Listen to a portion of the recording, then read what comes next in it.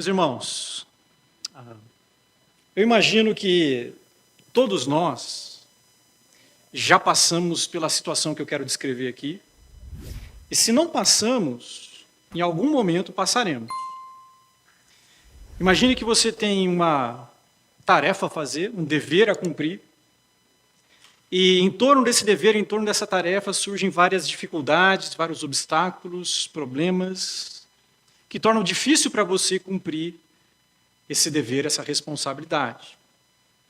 Talvez você esteja cansado, sobrecarregado, com muito trabalho, né?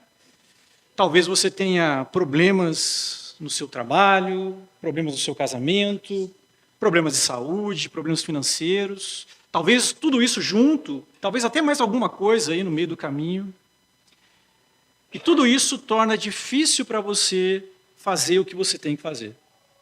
Você está desanimado, desmotivado diante dessas dificuldades e você simplesmente não quer fazer o que precisa.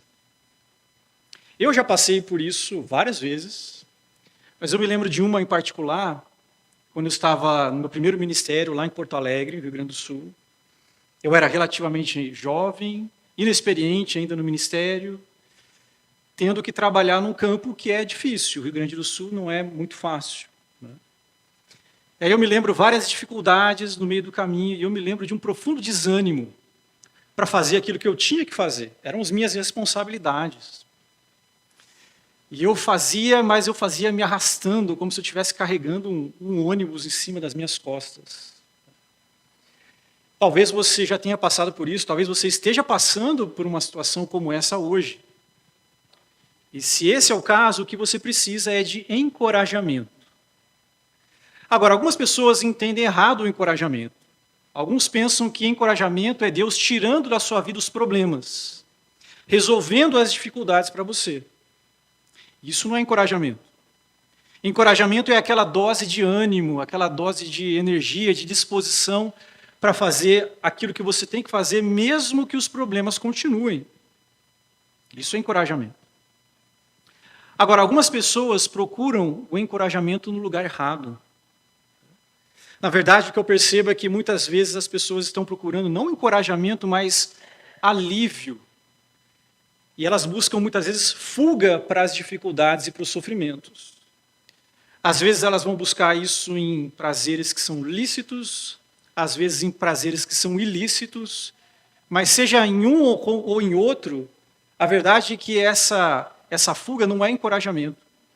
É simplesmente um alívio momentâneo para a dor ou para a dificuldade, mas que não traz o ânimo e a disposição que eu preciso para fazer o que eu preciso fazer. O que essas pessoas precisam é do verdadeiro encorajamento, que é o que eu quero falar com vocês nessa manhã. Eu quero me basear lá em Ageu, capítulo 2, versículos 1 a 9. Abra sua Bíblia lá em Ageu, capítulo 2, versículos 1 a 9. Vai estar projetado aqui na tela também.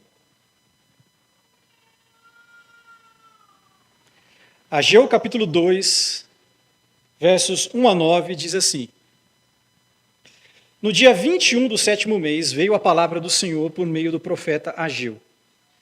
Pergunte ao governador de Judá, Zorobabel, filho de Sealtiel, ao sumo sacerdote Josué, filho de Jeozadaque, e ao restante do povo o seguinte: Quem de vocês viu este templo em seu primeiro esplendor? Comparado com ele, não é como nada o que vocês veem agora? Coragem, Zorobabel, declara o Senhor. Coragem, sumo sacerdote Josué, filho de Jeozadaque. Coragem, ao trabalho, ó povo da terra, declara o Senhor, porque eu estou com vocês, declara o Senhor dos Exércitos. Esta é a aliança que fiz com vocês quando vocês saíram do Egito. Meu espírito está entre vocês. Não tenham medo. Assim diz o Senhor dos Exércitos. Dentro de pouco tempo farei tremer o céu, a terra, o mar e o continente. Farei tremer todas as nações que trarão para cá os seus tesouros e encherei esse templo de glória, diz o Senhor dos Exércitos. Tanto a prata quanto o ouro me pertencem, declara o Senhor dos Exércitos. A glória deste povo, a glória deste novo templo será maior do que a do antigo, diz o Senhor dos Exércitos, e neste lugar estabelecerei a paz. declara o Senhor dos Exércitos. Só relembrando um pouco do contexto que nós vimos nas mensagens anteriores, mas é importante nós lembrarmos. Você vai se recordar que o povo ele volta do cativeiro da Babilônia e eles encontram tudo destruído, Jerusalém destruído, o templo destruído, suas casas estavam destruídas, o muro estava destruído. E eles então começam a reconstrução da nação. E eles trabalham então na reconstrução do templo. Obrigado. Eles começam a trabalhar na reconstrução dos alicerces do templo. Só que os povos vizinhos não gostaram nada disso. Eles não queriam ver o povo se reerguendo, se levantando novamente. Então eles começam a fazer de tudo para atrapalhar o povo. Até que eles param a obra, e essa obra fica parada por 16 anos. Nesses 16 anos, eles começam a cuidar da própria vida. Ageu, no capítulo 1, vai falar que eles começam a construir casas de fino acabamento, casas chiques para eles, enquanto o templo estava em ruínas. E isso mostra o coração do povo naquele momento. Eles estavam mais preocupados com eles mesmos, com seus interesses, do que preocupados em priorizar a Deus e o relacionamento com Deus. Então o Senhor ele levanta o profeta Ageu para levar a palavra do Senhor para aquele povo, para que eles se arrependessem, e aí então, como fruto desse confronto divino de Ageu ali, existe um processo de restauração da palavra de Deus no coração daquele povo. Eles percebem que eles estavam errados, eles se arrependem disso, e eles então começam a trabalhar na reconstrução do templo em Jerusalém. Nós podemos pensar assim, ok, acabou aí então, né? Se Deus confrontou, o povo se arrependeu e começou a mudar, fim da história. Só que não é bem assim. Esse é, na verdade, o começo de um processo de restauração. Eles tinham diante deles agora uma tarefa difícil de reconstruir o povo, de reconstruir o templo, de reconstruir o relacionamento deles com Deus, no meio de muitas dificuldades, no meio de muitos obstáculos. E, de uma certa forma, não é tão distante assim daquilo que muitas vezes nós enfrentamos. Você construir um relacionamento com Deus ou reconstruir um relacionamento com Deus não é fácil. Nós vivemos num mundo caído, com muitas dificuldades, nós temos que lidar com um mundo que se opõe a Deus, nós temos que lidar com Satanás, nós temos que lidar com o nosso próprio coração caído, e fazer isso é difícil. E às vezes nós podemos desanimar, assim como aquelas pessoas poderiam desanimar também. Então o que Deus faz? Ele muda o tom, ele passa de confrontação para encorajamento. Confrontação, a maior parte do capítulo 1, e encorajamento a partir do final do capítulo 2, e agora continuando, final do capítulo 1, né? E agora continuando no capítulo 2. Ele encoraja o povo para que eles fizessem aquilo que eles precisavam fazer, apesar das dificuldades. E o que eu quero ver com vocês nessa manhã é onde nós podemos encontrar esse verdadeiro encorajamento. Agora, eu quero começar, na verdade, vendo em primeiro lugar onde não está o verdadeiro encorajamento, e depois nós veremos onde ele está. Em primeiro lugar, então, esse verdadeiro encorajamento não está em coisas aparentes. Versículos 1 a 3, ele diz assim: no dia 21 do 7º mês, veio a palavra do Senhor por meio do profeta Ageu. Pergunte ao governador de Judá, Zorobabel, filho de Sealtiel, ao sumo sacerdote Josué, filho de Jeozadaque, e ao restante do povo o seguinte: quem de vocês viu este templo em seu primeiro esplendor? Comparado com ele, não é como nada o que vocês veem agora? Diante da confrontação de Deus por meio do profeta Ageu, o povo se arrepende e começa a trabalhar no templo novamente. Só que, enquanto eles estavam construindo, aqueles que eram mais velhos começaram a comparar aquilo que eles estavam vendo com o templo que eles haviam visto antes, que havia sido destruído. O versículo 3, ele diz, né? Quem de vocês viu este templo em seu primeiro esplendor? Comparado com ele, não é como nada o que vocês veem agora. Aquilo que eles estavam vendo agora era como nada comparado com o primeiro templo. A ideia aqui parece que esse segundo templo ele era muito mais simples do que o primeiro. Não em termos de tamanho, porque o tamanho tinha que ser o mesmo tamanho estabelecido por Deus. Mas o primeiro templo foi construído na época de Salomão, uma época de riqueza, uma época de prosperidade. E agora o segundo templo está sendo construído no período pós-exílio, um período em que eles estavam com uma relativa pobreza, num tempo em que eles estavam se reerguendo como nação. E esse segundo templo, então, ele era provavelmente muito mais simples, não tinha a riqueza e o luxo do primeiro templo. E aí, então, aquelas pessoas estavam olhando para aquilo e comparando o primeiro com o segundo templo e desanimados com isso. Isso nos mostra que o verdadeiro encorajamento ele não está quando nós olhamos para as coisas que são meramente aparentes e passageiras. Quando eu comparo aquilo que eu tenho com aquilo que o outro tem. E às vezes as pessoas buscam um certo encorajamento nisso. Né? Elas olham para o outro e veem, o outro está pior do que eu, então eu tenho que ficar alegre. Né? O outro não tem o carro que eu tenho, ele não tem o dinheiro que eu tenho, ele não tem a família que eu tenho, ele não tem a posição que eu tenho, então eu estou feliz. Eu estou muito melhor que os outros. Mas, na verdade, isso não é encorajamento. Porque, da mesma forma que tem pessoas que estão piores do que eu, tem pessoas que estão muito melhores do que eu, e se for comparar a minha vida com elas, eu vou ficar profundamente desanimado. Não é nessas coisas que está o verdadeiro encorajamento. Coisas que são aparentes, coisas que são passageiras, coisas que hoje eu tenho e amanhã não tenho. Esse templo aqui mesmo, ele foi destruído séculos depois. Coisas que passam. E se o nosso encorajamento não está, então, nessas coisas que são aparentes, onde é que ele está? Em primeiro lugar, o verdadeiro encorajamento está na presença de Deus. Versículos 4 a 5 diz ali o seguinte: Coragem, Zorobabel, declara o Senhor. Coragem, sumo sacerdote Josué, filho de Jeozadak.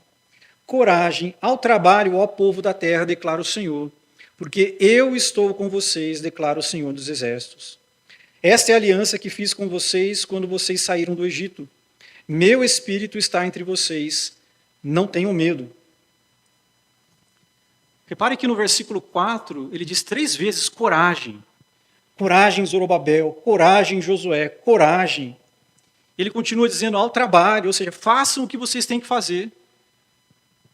No versículo 5 ele diz, não tenham medo. Mas ele também mostra por que eles deveriam ter coragem, por que eles não deveriam ter medo, por que eles deveriam fazer o que eles precisavam fazer. No versículo 4 ele diz, porque eu estou com vocês. E no versículo 5, meu espírito está entre vocês. Eles iam encontrar encorajamento para fazer o que eles precisavam na presença de Deus no meio deles. Nós já falamos um pouco sobre isso na última mensagem, né, sobre Ageu. Não quero gastar tempo demais nisso. Mas a ideia aqui é que Deus não está dizendo, eu estou presente só para ver o que vocês estão fazendo. Deus está dizendo, eu estou presente no meio de vocês para ajudar vocês, para capacitar vocês a fazer o que vocês precisam. E nós vimos também na última mensagem que essa promessa que ele está dizendo aqui também é repetida para nós, como igreja. Lá em Mateus 28, lembram? Nós devemos fazer discípulos de todas as nações, batizando-os em nome do Pai, do Filho e do Espírito Santo, ensinando-os a obedecer todas as coisas que vos tenho ordenado, e eis que estou com vocês todos os dias até a consumação dos séculos. Jesus está dizendo, olha, eu estou dando uma tarefa para vocês, e ela é difícil, vocês vão encontrar obstáculos, vocês vão ser tentados a desanimar, mas lembre-se de uma coisa, eu estarei com vocês para ajudá-los, para capacitá-los a fazer o que vocês precisam. O encorajamento verdadeiro está na percepção, na crença de que Deus está presente para nos ajudar a fazer o que precisamos. Agora, tome muito cuidado para você não colocar o seu encorajamento, não na pessoa de Deus, mas na presença de pessoas à sua volta. Embora elas possam ser motivos de encorajamento, embora irmãos em Cristo possam ser bênção e possam nos encorajar, irmãos também falham. Eles também nos decepcionam. Pode ser também que um dia eu decepcione você, Pode ser que um dia alguém que você admira muito te decepciona.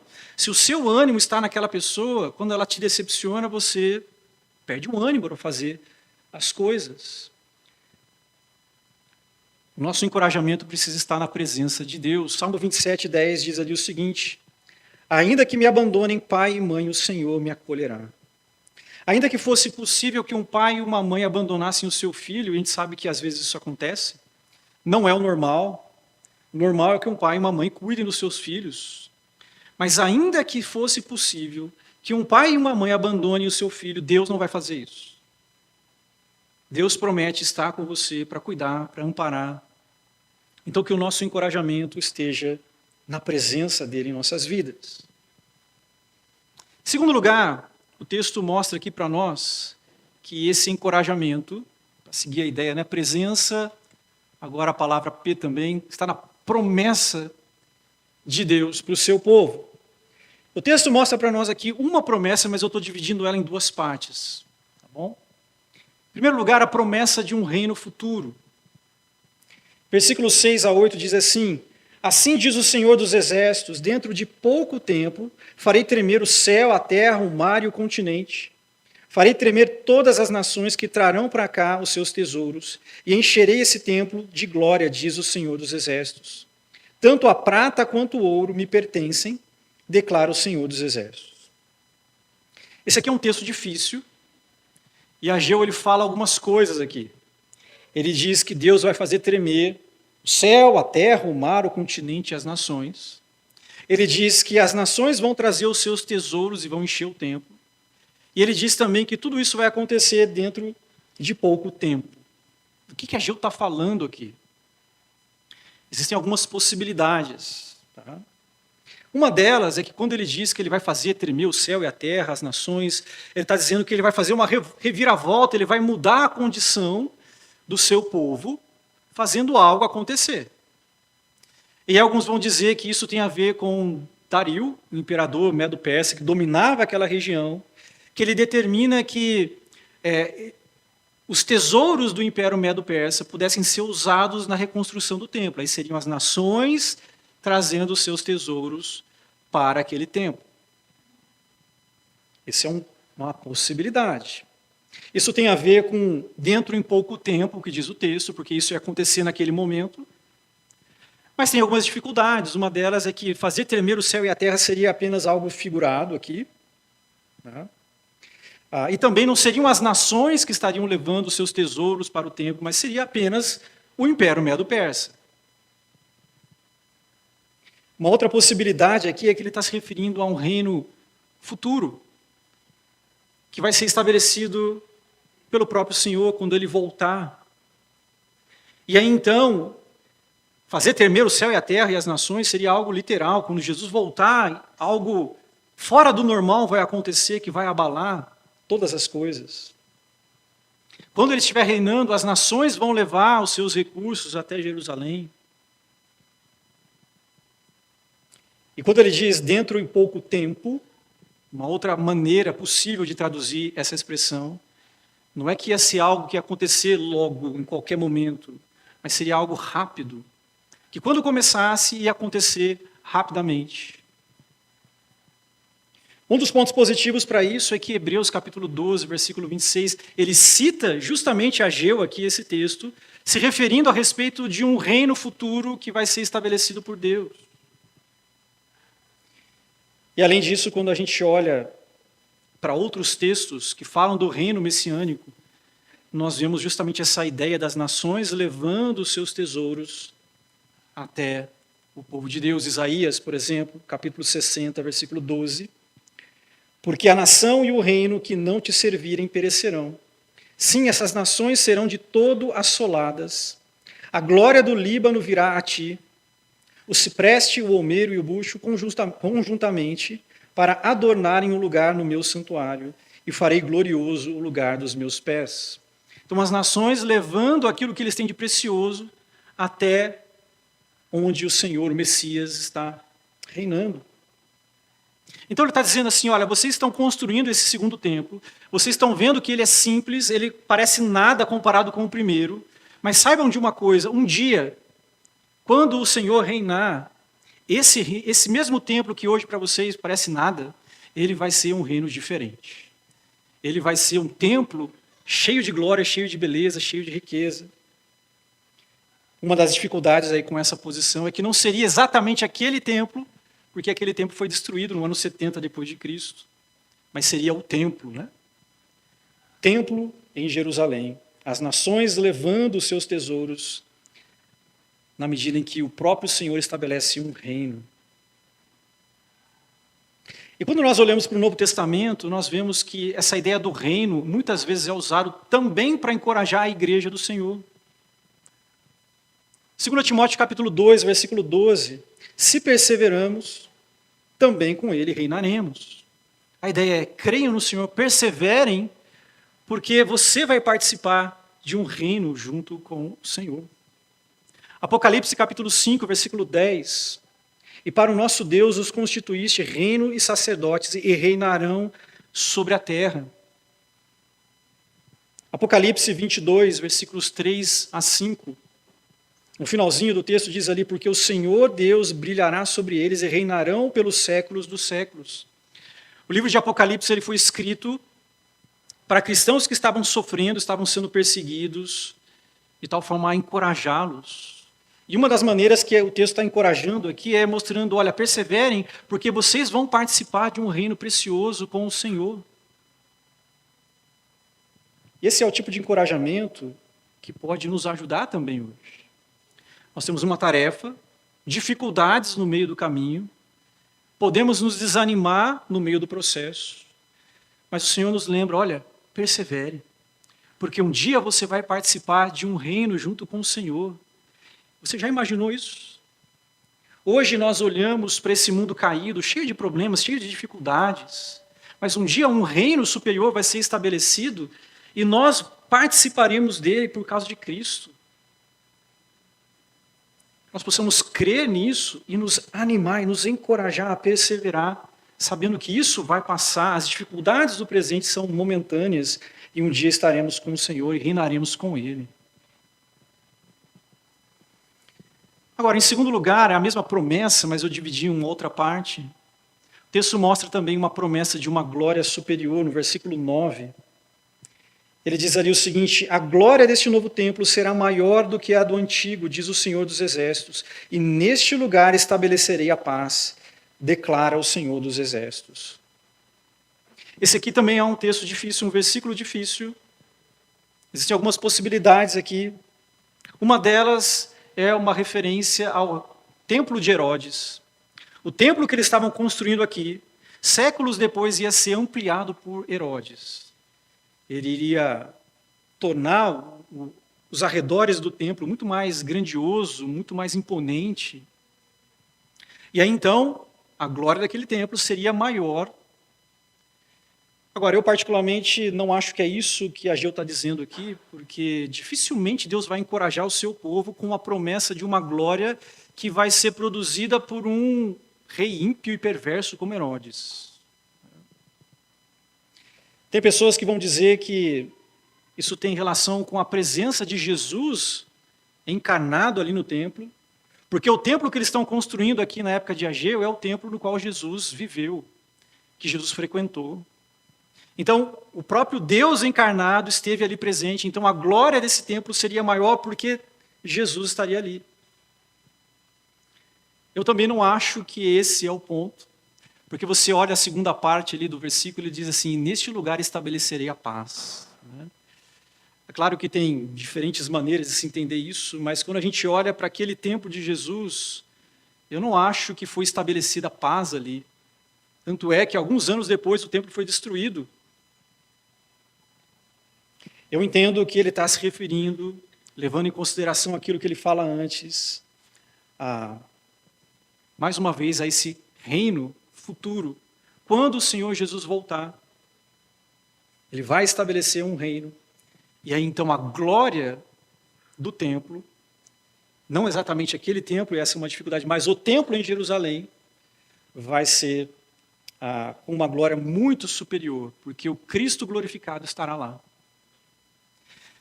E aí também essa ideia da glória superior, que a Gil está falando aqui, olha, não fiquem desanimados construindo esse templo, achando que ele é simples, porque a glória aqui vai ser muito maior no futuro. Eu prometo isso para vocês. No Novo Testamento, essa promessa de glória também é usada para encorajar os cristãos. Nós vemos, por exemplo, Colossenses capítulo 3, versículo 4, quando Cristo, que é a sua vida, for manifestado, então vocês também serão manifestados com ele em glória. Quando o Senhor Jesus voltar, nós que cremos em Jesus também experimentaremos dessa glória. 2 Coríntios capítulo 4, versículo 17 e 18. Pois os nossos sofrimentos leves e momentâneos estão produzindo para nós uma glória eterna que pesa mais do que todos eles. Assim fixamos os olhos não naquilo que se vê, mas no que não se vê, pois o que se vê é transitório, mas o que não se vê é eterno. Paulo está dizendo, olha, os sofrimentos que você experimenta agora, as dificuldades de hoje, não se comparam com a glória que você vai experimentar depois.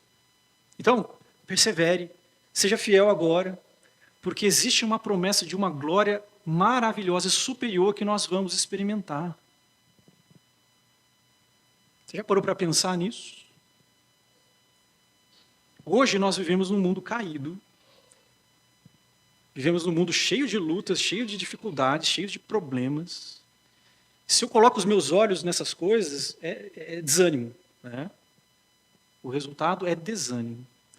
Mas se eu, pela fé, coloco os meus olhos nessa glória eterna e superior que virá quando o Senhor Jesus vier, e nós vamos participar disso, todos aqueles que creem em Jesus, que maravilha isso! Que bênção será isso! Não existe nem comparação entre essa glória que nós vamos experimentar e as dificuldades que nós passamos hoje. Quando nós estivermos nessa glória, vai parecer que nada, era tudo simples. Aquelas dificuldades que eu passei não eram nada. Possamos, então, olhar para essa glória, crer nisso, e isso seja um encorajamento para nós perseverarmos e fazermos o que precisamos hoje. Agora, por último, o texto também nos diz que nós encontramos esse verdadeiro encorajamento no poder daquele que promete. Eu quero chamar a sua atenção para quantas vezes aparece a expressão Senhor dos Exércitos aí. São 6 vezes nos últimos 6 versículos. É quase redundante, né? Senhor dos Exércitos, Senhor dos Exércitos, Senhor dos Exércitos. É uma atrás da outra. E lá no seminário, quando eu dou aula de MEB, Método de Estudo Bíblico para os alunos, eu sempre falo assim, olha, toda vez que a Bíblia está repetindo muito uma coisa, presta atenção que ele está enfatizando algo, está querendo chamar a sua atenção para alguma coisa. E aqui nós vemos Deus se apresentando como o Senhor dos Exércitos. Essa é uma expressão que mostra o poder do Senhor, o domínio dele, a sua soberania sobre todas as coisas. Muitas vezes essa expressão era usada em contextos de guerra, né? Deus encorajando o povo de Israel, dizendo assim, olha, confiem em mim, quem vai dar a vitória para vocês não é o exército de vocês, mas sou eu que sou o Senhor dos exércitos. Eu tenho o poder para dar a vitória para vocês. E nesse contexto aqui ele usa essa mesma expressão várias vezes. Depois de apresentar, eu vou estar presente com vocês, eu prometo para vocês um reino, eu prometo para vocês uma glória superior. Ele se apresenta como o Senhor dos Exércitos, aquele que tem poder para fazer tudo isso. Aquele que tem poder para nos ajudar com a sua presença, aquele que tem poder para cumprir e estabelecer esse reino, aquele que tem poder para nos fazer participar dessa glória. O Senhor dos Exércitos é aquele que está dizendo essas coisas. Eu creio que aqui a gente pode, de uma certa forma, dar aquela carteirada. Sabe quando tem aquela pessoa que é filho de juiz, filho de coronel, e encontra aí um policial na rua e fala assim, você sabe quem é o meu pai? Né? Sabe quem é ele? O que ele pode fazer? Eu acho que a gente pode dar uma carteirada assim também. Né? Não com a polícia, não faça isso. Né? Mas quando vierem as dificuldades, os problemas, os obstáculos, querendo desanimar você, você pode dizer assim, olha, você sabe quem é o meu Deus? O meu Deus é o Senhor dos Exércitos. E Ele tem o poder para me ajudar a fazer o que eu preciso. Ele me fez promessas e Ele é que é capaz de cumprir todas elas. Que possamos crer nesse Deus, que é mais do que poderoso, para fazer tudo o que Ele está dizendo aqui. Meus irmãos, nós vivemos num mundo caído, num mundo difícil, num mundo com muitos obstáculos e problemas, que vão tentar você, a todo instante, a desanimar, a fazer você parar de continuar, fazer você parar de fazer o que você precisa fazer. E quando isso acontecer, não perca o seu tempo fixando seus olhos em coisas que são passageiras, coisas que são meramente aparentes. Às vezes nós colocamos a nossa esperança nisso, mas isso não resolve. Pode dar um ânimo momentâneo, mas não é o encorajamento que nós precisamos. Coloque o seu encorajamento, a sua esperança em Deus, na presença de Deus com você, na promessa de um reino futuro, na promessa de uma glória superior e no poder para nos ajudar e cumprir todas as suas promessas. Você se lembre disso. E o desafio aqui nosso é relembrar dessas verdades regularmente, que nós esquecemos disso com muita facilidade. Daqui a pouquinho nós vamos participar da ceia do Senhor e esse é um ótimo momento de você relembrar disso. Por causa de Cristo, o sacrifício dele na cruz, você tem a garantia da presença de Deus com você. Só por causa de Jesus. Por causa do sacrifício de Jesus na cruz, você tem a garantia de que você vai participar desse reino superior. Por causa do sacrifício de Jesus na cruz, você tem a garantia de que você vai participar também dessa glória superior que está prometida para todos aqueles que creem em Jesus. E por causa de Jesus, do sacrifício dele na cruz, você tem acesso a esse poder. Poder de Deus agindo em seu favor, para que você faça o que você precisa fazer. Que Deus nos ajude a crer e nos encorajarmos naquilo que Deus diz e naquilo que Ele nos promete. E seguirmos à frente, firmes, apesar das dificuldades de um mundo caído. Vamos orar? Pai querido, muito obrigado, Senhor, por Tua palavra, que nos instrui, que nos encoraja, ó Deus.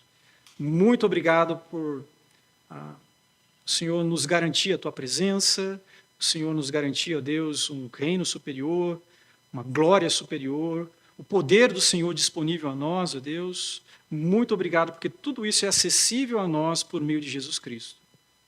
Que isso, ó Deus, possa trazer o encorajamento, o renovo, o ânimo, a disposição que precisamos para seguir em frente, fiéis ao Senhor até o fim. Precisamos do Senhor, da Tua graça, ó Deus, porque facilmente desviamos os nossos olhos e colocamos a nossa atenção em coisas que não deveríamos. E muitas vezes nos desanimamos e somos tentados a parar e a desistir, ó Deus. Clamamos ao Senhor que nos renove com graça e com misericórdia, Deus. Nós reconhecemos o quanto precisamos do Senhor e da Tua graça e pedimos isso ao Senhor no nome de Jesus. Amém.